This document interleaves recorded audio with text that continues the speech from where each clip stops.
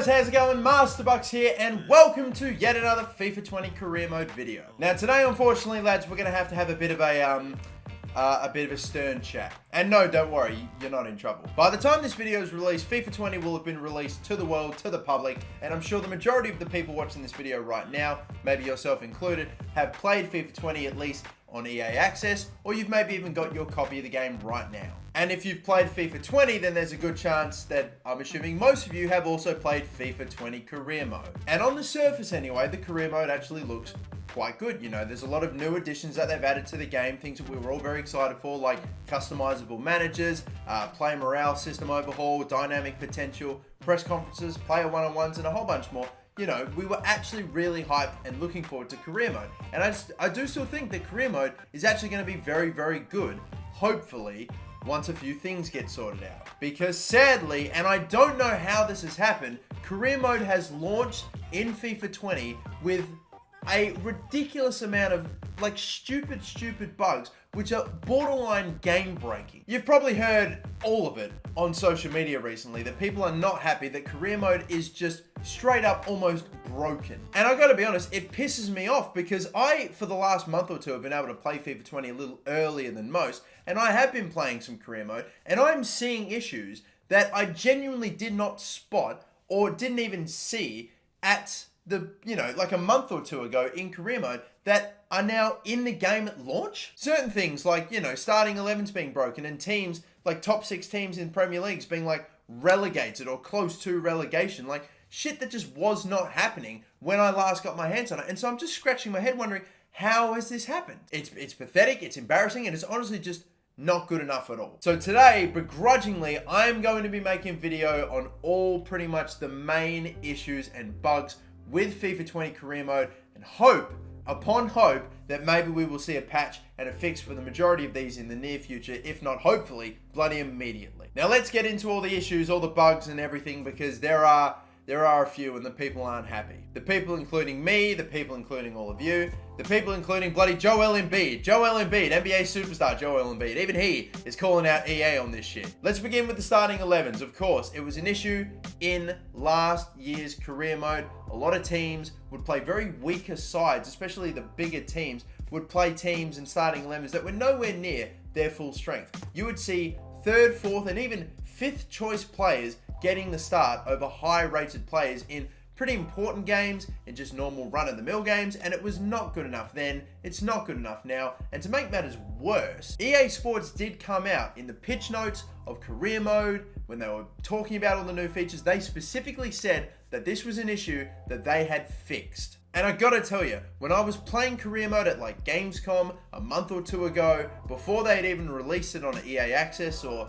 you know, just released FIFA 20 and launched the game mode, I could not tell. I again, yes, had some limited time with it, 3 days of capture. Maybe you won't be able to see everything, but none of those issues, no issues with starting 11s were raised at the capture event. I personally didn't see anything, so I did not have any reason to assume that they were, for whatever reason, bullshitting. I genuinely thought, yeah, they have taken care of this. Which again is why I'm scratching my bloody head as to how this issue is still in the game in FIFA 20 when it's come out. But take, for example, a Liverpool starting 11. You are expecting to see Salah, Firmino, Mane up top, a strong midfield core of maybe, I don't know, Wijnaldum, Henderson, and Fabinho, and their back line should feature Virgil van Dijk, Trent Alexander-Arnold, Matip, Robertson, Alisson in goal. When really, when you start career mode and you go up against Liverpool in a normal Premier League game, this is sort of the team that you're going to end up facing. Names and players that have no right being anywhere near the starting Liverpool 11.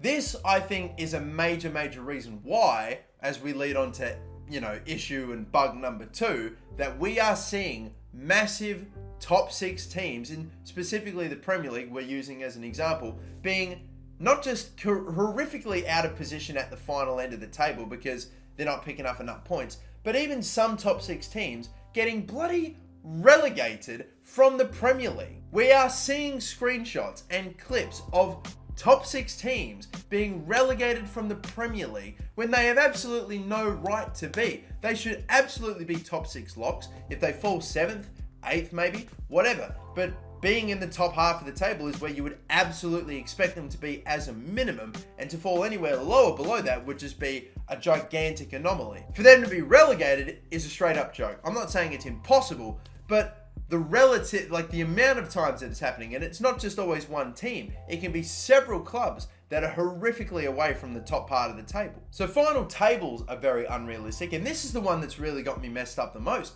because I actually was very impressed with when I was simulating ahead with career mode earlier when I got hands on about a month or so ago. I actually looked at most Premier League tables and went, yeah, that for the most part, apart from maybe 2 or 3 clubs being a lot higher or a lot lower than you'd expect them to be, I went and looked, yeah, that's actually very, very, very accurate. I think that they've done a very good job of really improving the realism in career mode when it comes to where teams finish, because you would see a lot of inconsistency and a lot of teams finishing very lower or very higher up the table quite regularly than they really should be. But early on, saw the game, thought, all right, no, that's pretty good. They've done a bloody good job there. And now FIFA 20 has launched. The game is out for everyone to play. And this appears to be an issue which was fixed and has now come back. Again, we know the majority of the reason for that, with teams in simulated games apparently being, you know, second, third string of the actual starting 11 senior squad. I don't know. I do not know how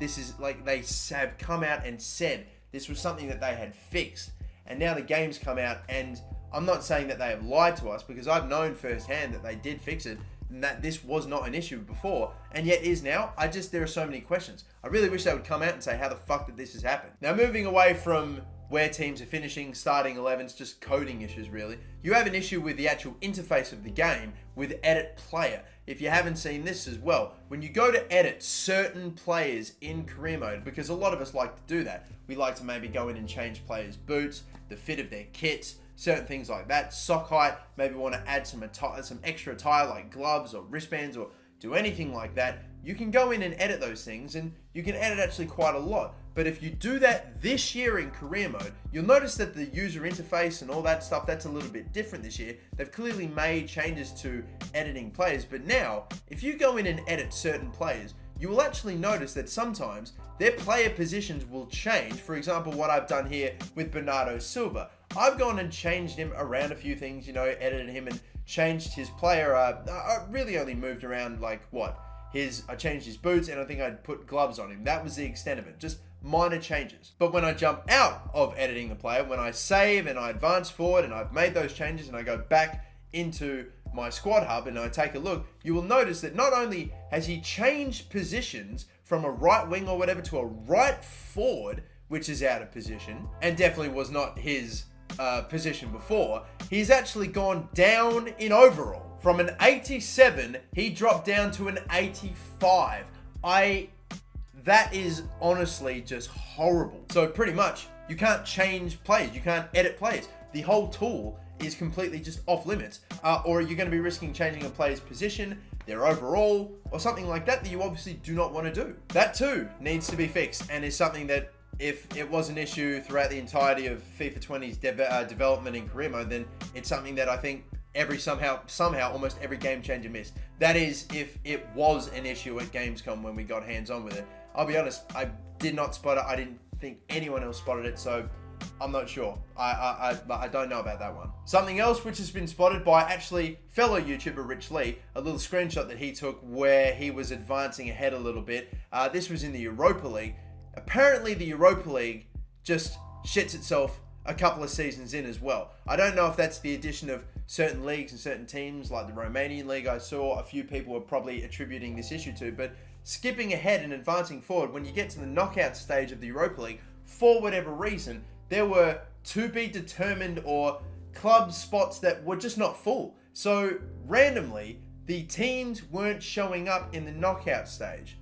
That is another very weird and peculiar issue, where even though the actual game doesn't break and it's not like the Europa League just stops, it's still going. Whoever teams are playing.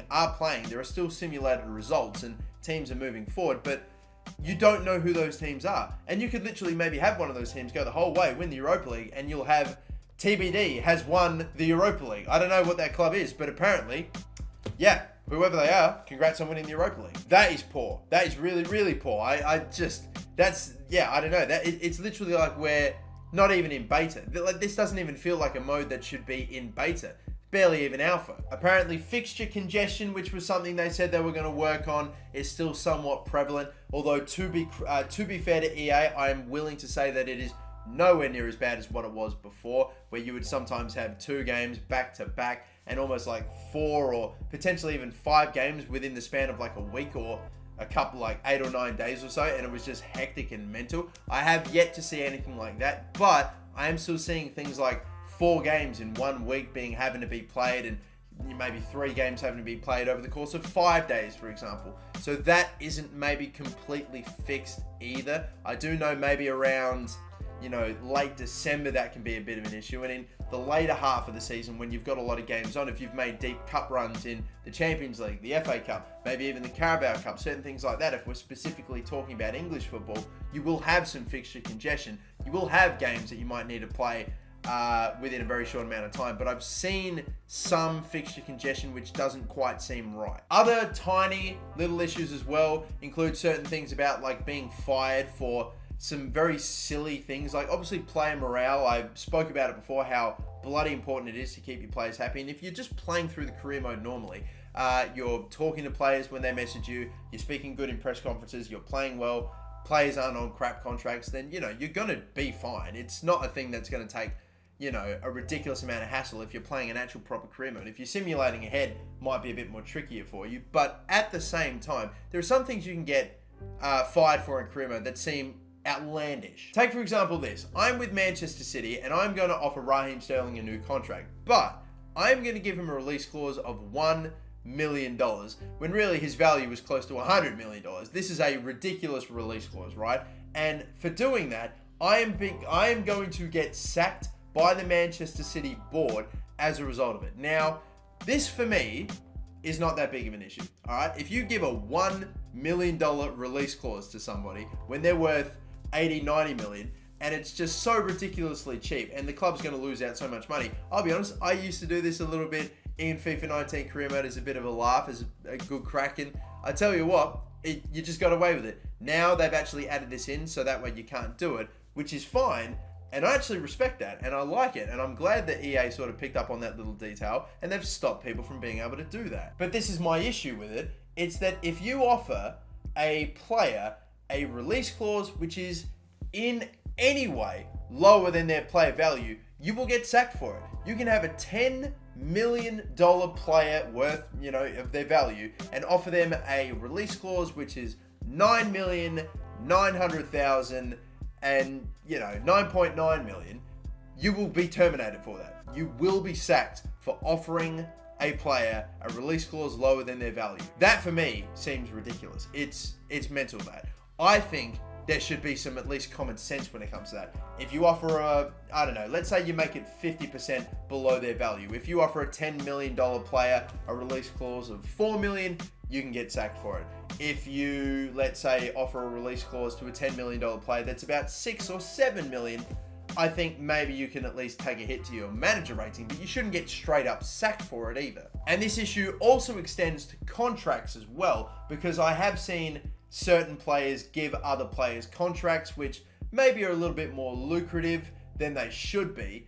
Let's say a player's getting paid 5k worth of 5k a week, and you offer them say 20k. That might be enough, or that will definitely be enough for you to be sacked for it. Sometimes you offer them 15k, even that could potentially be enough to get you sacked. Really, I'm almost starting to think if you triple and maybe even potentially go a little over double what a player should be getting paid with their wage, you will get sacked for that as well. It seems like certain things that are just a little too easy or a little too silly, they don't consider reason. Like the very next day, if you offer someone a slightly more lucrative contract than the board are happy with, you're just dropped for it immediately. I like the thought, I like the idea that EA have done in implementing this, but I think it just needs to have a bit of common sense backed into it as well. Don't sack someone for offering a release clause which is just a little under, even just by the tiniest bit, 99% of a player's release clause, or 99% of a player's value, you make that release clause and you get sacked for it. It just does not make sense. There's also a lot of players in the game that are missing as well. Like, I think the biggest one's Ansu Fati, who's playing right now for Barcelona, the 16-year-old who's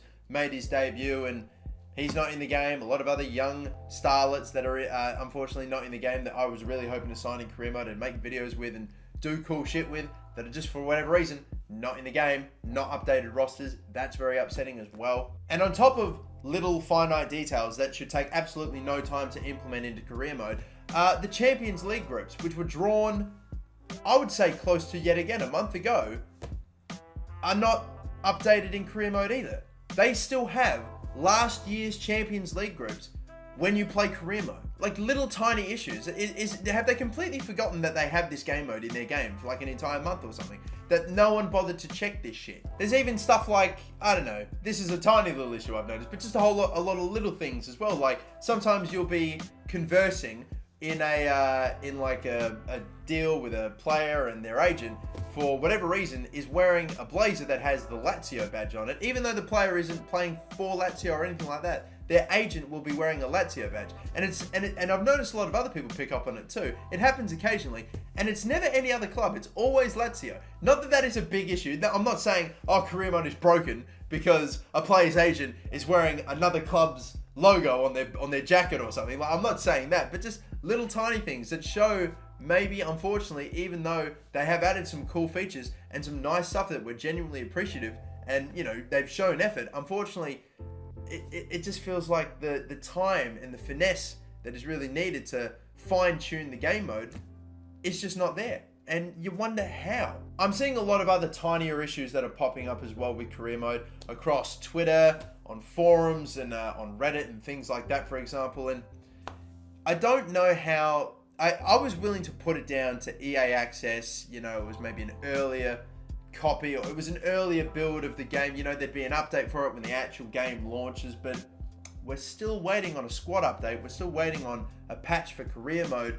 Nothing has come through. The game is officially out now almost everywhere. The 27th has hit, or the 26th at least anyway. In Australia, it's hit. Nothing's out yet. I'm really hoping that for whatever reason, they've launched the game like this, but they have a fix, they have a patch, they have squad updates and everything like that ready to go, hopefully in the next day or two, and that for whatever reason they just weren't ready and they couldn't implement it in EA Access. I'm willing to give EA that, I'm willing to give them that. I'm willing to, be open to the fact that maybe for whatever reason these certain things just had to be in the earlier build of the game. But now, I don't know, it just seems off. It feels like this shit should not be in the game straight away. And like I've said on a few occasions, it boggles my mind and shits me off to know that like they were genuinely looking to do stuff with career mode this year. They had goals, they were looking to add some additions and to really, spruce up the mode and to really keep it fresh. We were super appreciative.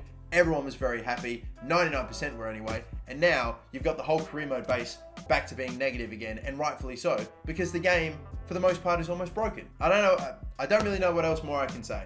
They are some of the major and main issues and gripes that I've had with career mode. There may be more that I've missed, honestly.